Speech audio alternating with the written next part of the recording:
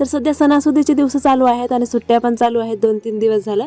तर सुट्टी असली की अगोदर सकाळी नाश्ता असतो, तर नाश्त्यामध्ये मी कढी खिचडी बनवली होती आणि दुपारच्या जेवणामध्ये मग बेसन पोळी बनवलेली. तर इथे ना प्रक्षिताला मखाना खायचे होते, त्याच्यासाठीच मी हे मखाना भाजून घेत होते अगोदर. आता नुसतेच खाण्यापेक्षा त्याला गुळाची कोटिंग करावं म्हणलं, तर गुळ अगोदर बारीक करून घेतला, त्याला पातळ केला आणि त्याची कोटिंग करून घेतली. चांगला कडक गुळ झाला की याच्या अगोदर मी शुगर कॅरेमल करून पण कोटिंग केलेली आहे, पण त्याच्यापेक्षा गुळ चांगला म्हणून मी गुळाने यावेळेस केलेली आणि एकदम छान झाले होते. आवडले तिला सुद्धा, एकदम क्रंची झाले होते. प्रियांना सुद्धा आवडले आणि आता एअर टाईट कंटेनर मध्ये ते भरून ठेवायचे, नाहीतर वातड होतात लगेच. आणि आता पुन्हा एक तिचा हट्ट की चला छतावरती जायचे म्हणून ती तिच्या आंटीच्या हाताला धरून छतावरती घेऊन आली. सोबतच चहाची पण वेळ झाली होती. मग टी टाइम पार्टी आम्ही मस्त छतावरती येऊन केली सगळ्यांनी. त्याच्यानंतर सायंकाळी मग खाली आल्याच्या नंतर मामानी बाजार घेऊन आले होते.